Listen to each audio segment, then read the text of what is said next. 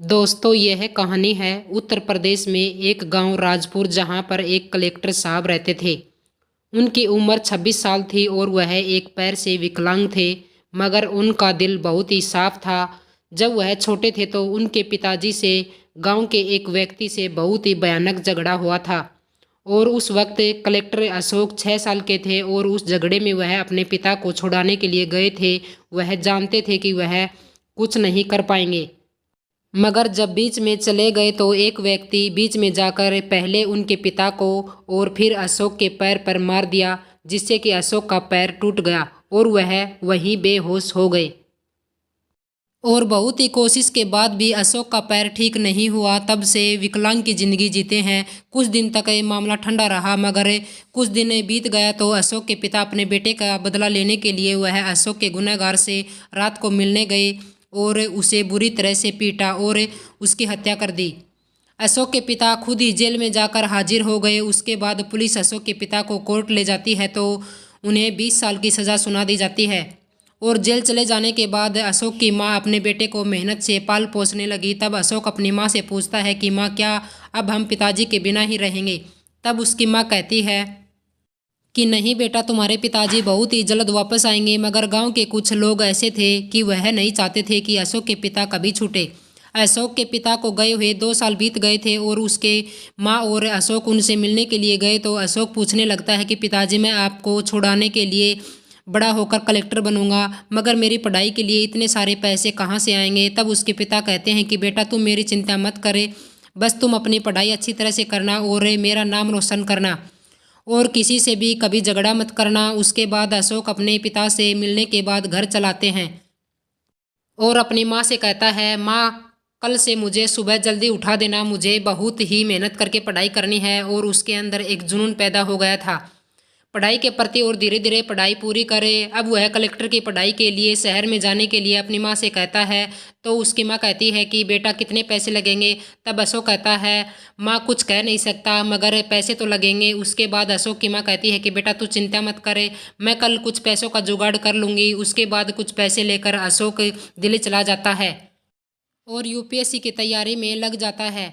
इधर अशोक की मां अपनी एक किडनी बेचकर सारे पैसे अपने बेटे के नाम से जमा करवा दिए, मगर अशोक को इस बात को भनक भी नहीं थी कि उसकी मां पैसों का इंतजाम कहां से किया है। एक ही परिवार के 3 लोग 3 जगह पर रह रहे थे, पिता जेल में, मां अस्पताल में और बेटा शहर में। इसे किस्मत का लिखा कहें या भगवान की मर्जी, मगर कुछ भी हो, अशोक यूपीएससी की परीक्षा पास कर लेता है और कलेक्टर बन गया। उसके बाद वह अपने घर गया तो उसकी मां आंगन में बैठी थी और अपने बेटे को कलेक्टर के रूप में देखकर उसने कहा कि मेरे योगदान को करके दिखा दिया, अब मैं मर भी जाऊं तो कोई गम नहीं, मगर बेटा, मरने से पहले मैं तुम्हारे पिता के साथ कुछ वक्त गुजारना चाहती हूँ। तब अशोक कहता है कि माँ, तुम चिंता मत करो, पिताजी तो छूट जाएंगे। और अशोक की पोस्टिंग भी इस जिले में हुई जहाँ पर उसके पिता जेल में बंद थे और अशोक अपने पिता से थाने मिलने भी गया। तब अपने पिता को बताया कि पिताजी, मैं कलेक्टर बन गया हूँ। तो उसके पिता रोने लगे और अशोक उसे थाने के एसपी से मिले और कुछ बातें भी की। उसके बाद अशोक अपने कार्यालय चले गए। एक दिन निरीक्षण के दौरान उन्होंने शहर के पुराने इलाके में देखा कि एक गरीब लड़की भीख मांग रही थी। उसका चेहरा मासूम था, पर उसकी आंखों में कई परेशानियों की गहराई थी। उससे बात करने पर अशोक को पता चला कि उसका नाम सरोज है। वह 18 साल की थी और अपनी बीमार माँ का सहारा थी। सरोज का जीवन गरीब और संघर्ष से भरा हुआ था और रोजमर्रा की ज़रूरतें पूरी करने के लिए उसे भीख मांगनी पड़ती थी। मासूमियत से पिघल गया, उन्होंने सरोज से पूछा कि क्या वह खुद से कुछ काम करना चाहती है, जिसके जवाब में सरोज ने हाँ कहा। अशोक ने तुरंत ही सरोज के लिए एक छोटी सी चाय की दुकान खुलवाने की योजना बनाई। अपने अधिकारों का इस्तेमाल करते हुए उन्होंने सरोज के लिए सरकारी योजनाओं के माध्यम से आर्थिक सहायता दिलाई और उसे चाय बनाने की ट्रेनिंग भी दिलाई। इस कदम से न केवल सरोज को रोजगार मिला, बल्कि उसे खुद पर भरोसा भी हुआ। दुकान का छोटा सा ढांचा तैयार होते ही सरोज ने उत्साह से चाय बेचना शुरू कर दिया। शुरुआत में लोग उस पर भरोसा नहीं कर पा रहे थे, लेकिन अशोक का समर्थन उसके लिए एक बड़ा सहारा बन गया। धीरे धीरे लोग उसकी दुकान पर आने लगे। अशोक भी समय समय पर वहां जाते और सरोज को नई नई चीज़ें सिखाते। अशोक की इस मदद से सरोज की दुकान चल पड़ी। दुकान के साथ साथ अशोक और सरोज के बीच एक गहरा और अनोखा रिश्ता भी बन गया। समय बीतता गया और सरोज की दुकान अब अच्छे से चलने लगी थी। उसकी मेहनत और चाय के स्वाद ने सभी का दिल जीत लिया था। धीरे धीरे अशोक ने महसूस किया कि उनका सरोज के प्रति झुकाव बढ़ता जा रहा है। सरोज की सादगी और निष्ठा ने उनके दिल में उसके लिए एक विशेष स्थान बना लिया था। वही दूसरी ओर सरोज ने भी अशोक को अपना आदर्श मान लिया था। वह उन्हें अपने जीवन का संघर्षक समझती थी और उनके हर सुझाव का पालन करती थी। कुछ महीनों के बाद सरोज की मां का देहांत हो गया, जिससे सरोज अकेली रह गई थी। इस दुख की घड़ी में अशोक ने इसका सहारा बनते हुए उसे सांत्वना दी और इस कठिनाई समय में अशोक सरोज के दिल में उनके प्रति गहरी भावनाओं को जताया। सरोज अब आत्मनिर्भर बन चुकी थी, लेकिन वह अशोक को अपने जीवन से अलग करने की कल्पना भी नहीं कर सकती थी। एक दिन अशोक ने सरोज से कहा, अब तुम पूरी तरह से आत्मनिर्भर हो गई हो, तुम्हें मेरी सहायता की ज़रूरत नहीं है। इस पर सरोज ने उत्तर दिया, साहब अपने ही मुझे इस काबिल बनाया है। अगर आप नहीं होते तो शायद कभी खुद पर भरोसा नहीं कर पाती। अशोक ने महसूस किया कि सरोज का जीवन बदलने की उनकी कोशिश न केवल उनकी ज़िंदगी में खुशी लाई, बल्कि उनकी ज़िंदगी में भी एक सुकून का एहसास कराया। और दूसरी तरफ अशोक अपने पिता को बाहर निकालने के लिए बहुत ही संघर्ष कर रहे थे। उन्होंने कई बड़े उच्च अधिकारियों से जाकर बातचीत की, मगर किसी ने भी कोई ठोस निर्णय नहीं दिया। और तब तक एसपी ने अशोक को सलाह दी कि सर, आप अपने पिता की फाइल को रीओपन कराओ, हम लोग आपका साथ देंगे। और कलेक्टर अशोक ने अपने पिता की फाइल को फिर से खुलवाया और कोर्ट में उसे फाइल को पेश किया। तो कुछ हफ्तों तक वह केस चला, मगर जज साहब अंतिम निर्णय तक पहुंच गए। उन्होंने अशोक के पिता को जेल से रिहा कर दिया, मगर एक बात यह भी थी कि उनके पिता को 20 साल पूरा होने में सिर्फ 6 साल बचे थे। और अशोक अपने पिता को लेकर घर गए तो उनकी मां खुशी के आंसू आने लगे और अशोक ने जो वादा अपने पिता से बचपन में किया था वह वादा पूरा कर दिखाया था।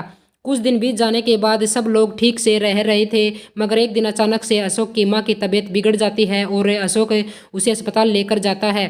तो रिपोर्ट से पता चलता है कि उसकी मां की एक किडनी नहीं है और दूसरी भी खराब होने लगी है। तब अशोक और उसके पिता उससे पूछने लगते हैं कि यह कैसे हो सकता है और तुम्हारी एक किडनी कहाँ गई।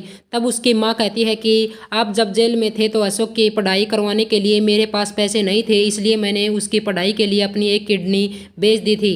वैसे भी मैं कितने दिन तक जिंदा रहती। तब अशोक कहता है कि माँ, तुम ऐसा करने के लिए क्या ज़रूरत थी। उसके बाद कुछ दवाइयाँ लेकर अशोक अपनी माँ को घर वापस लेकर आता है और उसकी देखभाल उनके पिता अच्छे से करने लगते हैं। एक दिन अशोक अपने माता पिता से सरोज के बारे में सब कुछ बताता है और कहता है कि मैं उससे बहुत ही प्यार करता हूँ और उसे भी एक परिवार की ज़रूरत है और हम लोग शादी करना चाहते हैं।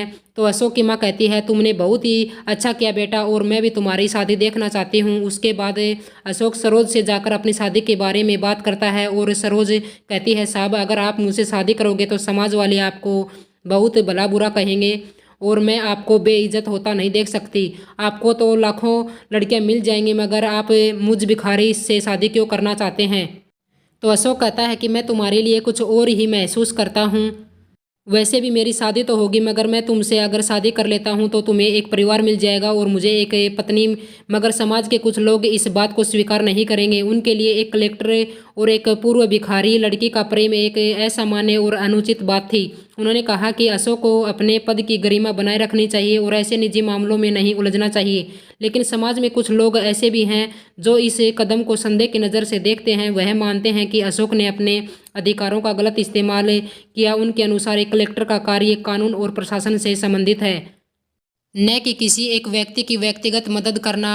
वे यह भी तर्क देते हैं कि इस प्रकार की सहायता सरकार की नीतियों और योजनाओं के माध्यम से दी जानी चाहिए, न कि व्यक्तिगत निर्णय के आधार पर। उनके अनुसार यदि अशोक व्यक्तिगत रूप से इस मामले में शामिल होते हैं तो यह एक तरह से सरकारी जिम्मेदारियों का उल्लंघन हो सकता है। कई लोगों ने इस घटना को एक सामाजिक बदलाव के रूप में देखा। उनके अनुसार अशोक का यह कदम समाज में एक नई सोच का संचार करता है। यह बदलता है कि किस प्रकार एक सरकारी अधिकारी समाज में कमज़ोर वर्गों के जीवन में बदलाव ला सकता है। ऐसे कार्य समाज में प्रेरित करते हैं और अन्य लोगों को भी प्रेरित करते हैं कि वह अपने स्तर पर समाज की भलाई के लिए काम करे। इस तरह की घटनाएं समाज को जागरूक बनाती हैं और लोगों को यह दिखाती हैं। कुछ लोग इसे एक सच्ची प्रेम कहानी के रूप में देखते हैं। उनके अनुसार अशोक ने केवल एक ऐसा लड़की की मदद नहीं की, बल्कि उनके बीच एक गहरा भावात्मक बंधन विकसित हो गया।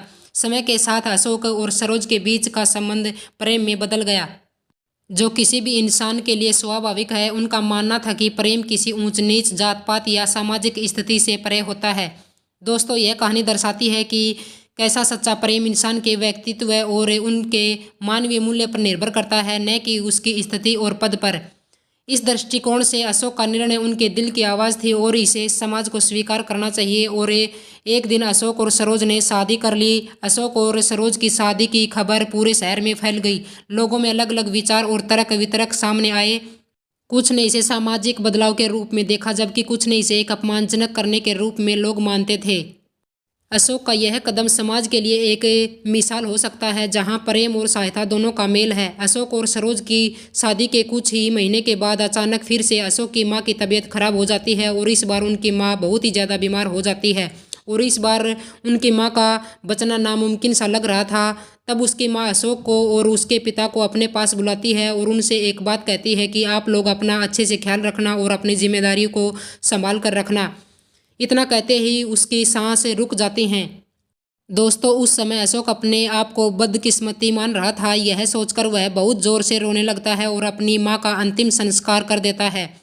अपने पिता और अपनी पत्नी को लेकर सरकारी आवास में चला जाता है और वहां पर अशोक के पिता सब्जी लाने के लिए मार्केट जाते हैं और उनके साथ पीछे से हमला हो जाता है। उन्हें बुरी तरह से पीटा जाता है और उसमें से एक व्यक्ति अशोक के पिता के सर पर मार देता है और उनके पिता वहीं पर दम तोड़ देते हैं। तब मौके पर पुलिस आती है और उन हथियारों को पकड़ लेती है। तब पुलिस ने पूछताछ की तो उन्होंने बताया कि इस आदमी ने सालों पहले मेरे पिता को मार डाला था, इसलिए आज हमने अपना बदला पूरा किया है। तब कलेक्टर अशोक अपने पिता का अंतिम संस्कार करके थाने गए और उन लोगों से कहने लगे कि तुम लोगों ने आज मुझे अनाथ कर दिया। अगर हम लोग ऐसे ही करते रहेंगे तो कोई भी खुश नहीं रह सकता। हम आपको भूल जाएंगे और आप हमें भूल जाइए। मैं यह सब यहीं पर ख़त्म करना चाहता हूँ। उसके बाद कलेक्टर अशोक अपनी ज़िंदगी में व्यस्त रहने लगे। दोस्तों इस कहानी से हमें यही सीखने को मिलता है कि छोटी छोटी बातों पर झगड़ा नहीं करना चाहिए और हमें संतोष दोनों तरफ से ही करना चाहिए। दोस्तों यह थी आज की कहानी। अगर आपको यह वीडियो पसंद आई हो तो वीडियो को लाइक कर दीजिए और चैनल को सब्सक्राइब कर लीजिए।